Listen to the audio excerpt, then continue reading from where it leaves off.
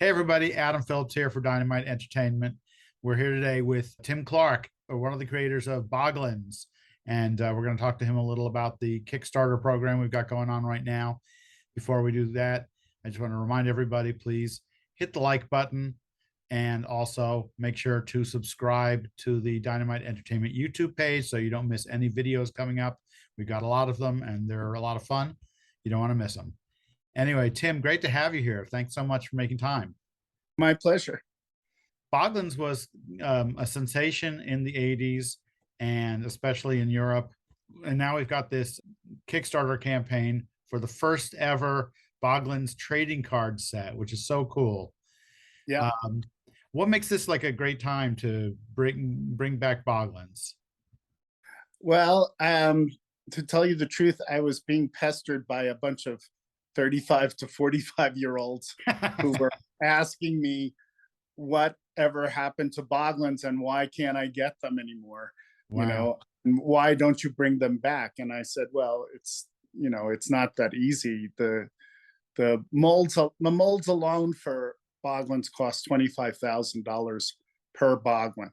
So Chris Cafoni, who worked with me at Melissa and Doug Toys, had been after me for a while to bring back Boglins, and he finally had the time and the money to get it going, and we did a Kickstarter for it.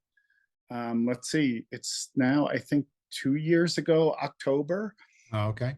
And we wanted to raise just the 25,000 to do one Boglin, and it was unbelievably successful. The demand and the want and the need for Boglins to come back was much greater than I ever imagined. I mean, it was beyond my comprehension. And we ended up raising a little over $250,000. And so we were able to do a much larger program. Mark Friedman, who is the guy who licensed Teenage Mutant Ninja Turtles, came on board, and he had contacts with you guys. He said, they're interested. And I said, great.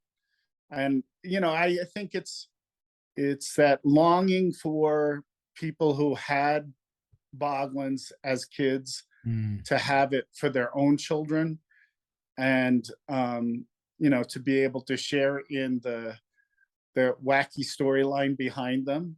And I've always written the background story of Boglins from many different viewpoints of biologists and archaeologists and different scientists who have their own view of observing Boglins and how they behave and what they do. Right. And that was mainly because I still wanted children to have the ability to create their own storyline. I mean, part of having a puppet and being able to manipulate it is that you then are the one who's in control.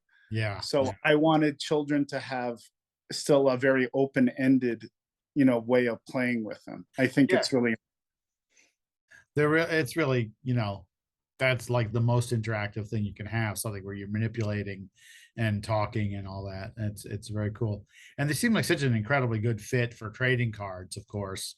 I mean, this is a 120 card set, without even counting all the extras and things. Right. How many Boglins were there? Well, there were 3 large Boglins to start and 5 small Boglins. That was the collection when Mattel launched it in 87, I believe it was, and 88. Then when Mattel decided that they didn't want to continue with the line, Seven Towns, who was my agent, sold it to Ideal Osairs in Europe. And Boglins went on for another 7 years, which is an incredible track record for any toy product. Right. And there were mini Boglins. There were over 100 mini Boglins Wow. characters created. Mhm. There were wacky wall walker boglins. There were action Oh, boglins when yeah. you squeeze them, different things, popped out of their heads or their eyes popped out. There were baby boglins that were sold in eggs that were finger puppets. Yeah, I Uh, remember those, right. yeah, yeah. So it was just a big, very long and extensive line, and glow in the dark boglins. Very cool. It just kept going and going and going. So it Yeah. was quite remarkable. So this Kickstarter campaign, it's got 120 base cards, 9 foil chase cards, 9 clay stock chase cards, a whole lot of different things, including, if you're at the right level, you can get sketch cards with original art on them and things like that. And Right. it's really exciting. I mean, it's such a great fit. The great thing is, because I'm traveling, doing a lot of Comic-Con shows to promote Boglins, Dynamite and some of the comic book illustrators that I would meet in my travels, they were very much open to having them do some of the card art. And so it was great to have people's work who I admire doing work on the cards themselves. A lot of them are people I've never met and I don't know, but that Dynamite was open to having all these artists that I would meet at these Comic-Con shows do some of the card work was wonderful. That's awesome. Yeah, it's very cool. We're going to include the link to the Kickstarter campaign in the comments below, so you can just click right on it and go to the campaign. It runs through Halloween night, which is appropriate. This is October, right, the scary time of year, and these are some scary characters, right? Supposedly. It all depends on how you look at them. Yeah, I find them completely absurd. They're silly and they're scary and they're fun. You right. know, all of that together. Do you have future plans for Boglins? Do you have hopes of where they're going to go next?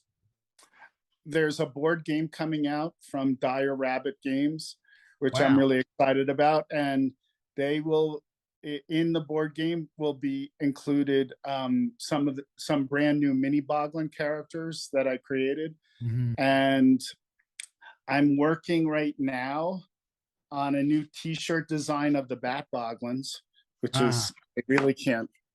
That's what I've been. It's an ongoing process, and it's wonderful, and I'm very appreciative of the fans, backing this, because it's been a long time in coming. It's like it's wonderful and surprising and fantastic stuff.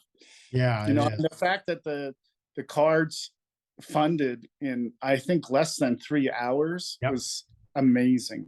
Absolutely amazing. Yeah, and it's only appropriate. They're really so perfect for the card format, in my opinion. They're like, and it opens up to the US market, some of the characters that have existed for many years that the people in the US don't know about, because all of those characters were in Europe and the rest of the world. I mean, there were even Japanese Boglins that were created. So that's wild.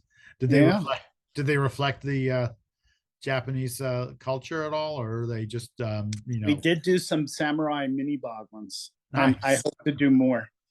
That is very cool. I love it. Well, it's really terrific talking to you, Tim. I hope we'll get to talk again sometime.